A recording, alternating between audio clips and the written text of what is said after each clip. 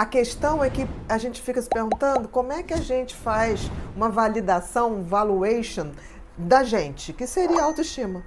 Como é que a gente se valida? Que valor a gente dá a gente? E aí isso é muito compatível com a autoestima. Por exemplo, se eu tivesse que perguntar para você, quais são os teus melhores valores? Porque a autoestima, ela precisa, mais do que ter um valor fictício, ela precisa ter um valor individual. Então é uma coisa subjetiva. Eu não posso te validar ou dar valor a uma característica sua. Porque na autoestima, auto é da própria pessoa. Isso. Você tem que se dar esses valores e isso tem que ser de base para que você se sinta bem e possa exercer esse valor no mundo. A pessoa não se vê como ela é. Existe ser humano perfeito? Não existe ser humano perfeito. A gente tem qualidades, a gente tem defeitos e a gente tem disfuncionalidades, coisas que não funcionam absolutamente bem. A grande questão é a gente aceitar isso. Porque eu vejo que as pessoas que têm baixa autoestima, elas acham que nada é mutável, ou seja, elas são ruins e nada vai mudar aquilo. Ou as pessoas que têm um ego, um narcisismo ou uma coisa inflada, que elas são maravilhosas. Não tem a pessoa que seja tão ruim assim, nem tem a pessoa que seja tão maravilhosa. Então, assim, esse equilíbrio da gente ver com olhos mais reais do que a gente tem de bom, o que a gente não tem de tão bom e o que a gente pode mudar. Esse é o processo, né? Para a gente começar a fazer esse valuation da gente, do que a gente tem. Uma coisa que é muito importante para uma autoestima é a essência da pessoa. É assim, o que aquela pessoa tem na sua índole, tem na sua essência de sentimento e o que a pessoa tem como talentos essenciais. Por exemplo, uma criança nasce, é muito normal que ela já tenha talentos. Tem crianças que nascem com muita facilidade de tocar instrumentos, tem crianças que nascem com muita facilidade de desenhar.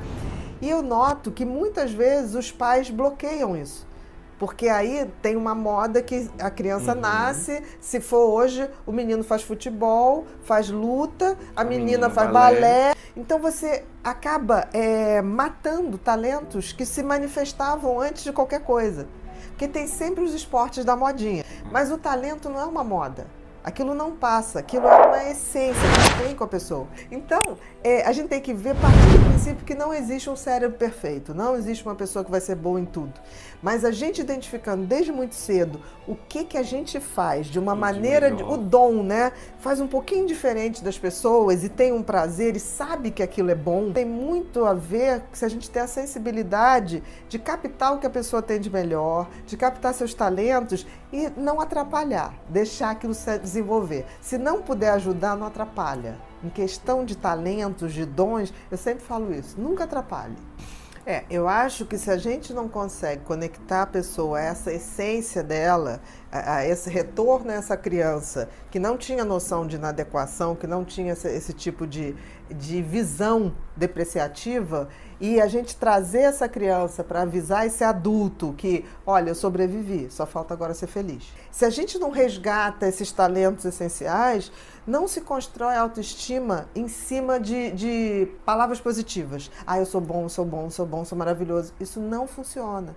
A única autoestima que é real é aquela que eu invisto nos meus alicerces. E todo mundo tem um talento, todo mundo tem um dom, vem no DNA. Seja lá quem nos criou, o Criador nos fez com alguma função e algum talento para exercer essa função. Então, assim, seja onde for, a gente tem que deixar a essência da gente, o carimbo da gente. É isso que fica. É isso que fica. Porque, assim, a gente pode viver várias vidas numa mesma vida.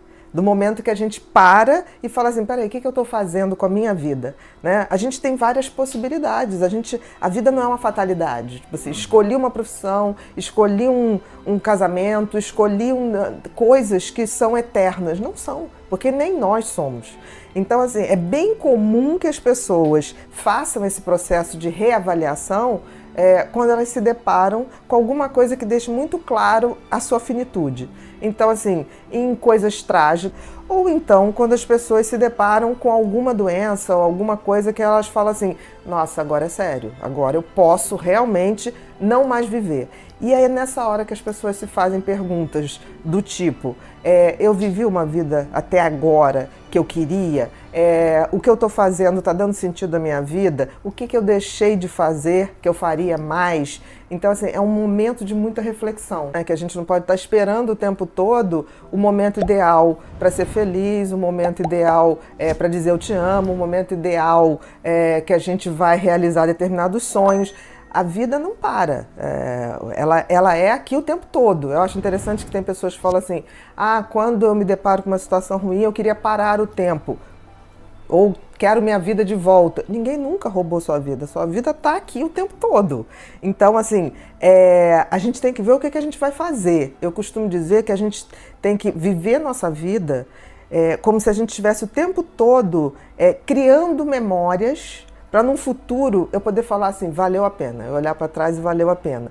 E criar memórias passa por você levar um dia a dia, com carinho, com amor, com bom humor. A gente precisa fazer isso um hábito mais salutar. Não esperar uma situação de adoecimento ou trágico para que a gente possa rever nossos pontos de vista. Porque a gente pode fazer isso todo dia. A gente pode, inclusive, fazer isso um ato de meditação. Quando eu levanto e falo, como é que está a minha vida, né? Como é que eu vou fazer minha vida hoje? Como é que eu vou ser feliz hoje? Independente de qualquer circunstância. Porque, assim, a gente sempre pode dar um jeito de ser feliz. E dar outro significado à vida. É a coisa da física quântica. Tem todas as possibilidades. Agora a gente tem que saber escolher qual é a melhor possibilidade. Frase do Nietzsche que é: o que não me mata, me fortalece. Me fortalece.